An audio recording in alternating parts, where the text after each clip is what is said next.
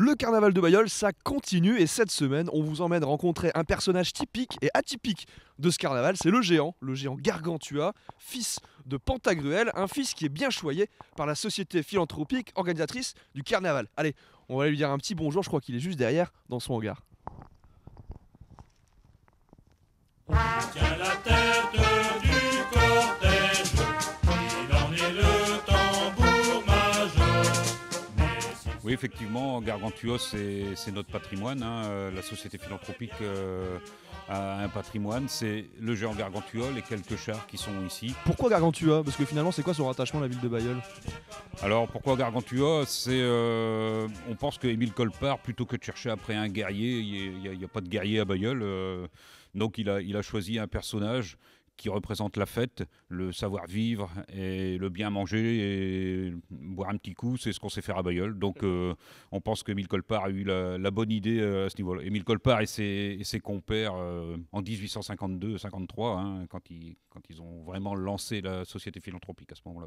Il n'y a pas de guerrier, mais il y a des fêtards à Bailleul. Voilà, On a hâte déjà de voir ce cortège qu'on voit chaque année, qui est toujours aussi beau, aussi coloré, avec Gargantua en tête. On imagine que déjà rien que sa sortie le vendredi, ça doit déjà être une belle fête, ici, là devant. Oui, c'est toujours impressionnant. Depuis 2000 ou 2002, je me souviens plus bien, qu'on fait ce cortège du vendredi soir avec cette sortie de Gargantua. Il y a toujours de plus en plus de monde. C'est vraiment une marée humaine qui attend là devant le hangar et on sent quand le géant sort, c'est l'ovation, quoi. Les Bailleullois sont vraiment contents de revoir leur géant. Ce géant, il est en pleine cure de jouvence, en pleine réfection. Alors pourquoi il faut le refaire? Parce que peut-être il est un peu vieillissant. Qu'est-ce qu'on va lui faire en fait? Ça consiste en quoi la réfection d'un géant? Voilà, le géant à la base, il a été construit réalisé par Madeleine Béat, qui était une artiste sculpteur sur l'île en 1965, donc première sortie le 2 mars 1965. Il était fait pour durer effectivement, mais on n'avait pas à cette époque les matériaux qu'on a maintenant. Donc c'est du matériel qui vieillit malgré tout. Il a déjà eu plusieurs cure de jouvence, que ce soit son plateau qui a été refait.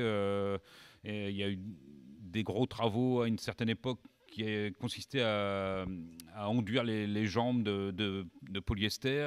Ensuite, ça a été ses bras, etc.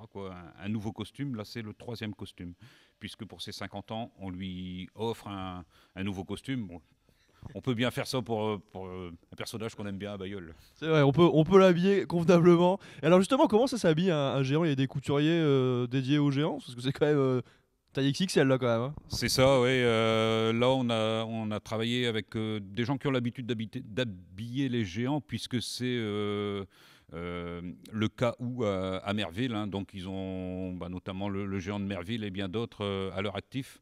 Je me suis laissé dire quand même par Madame Tange, qui est la responsable.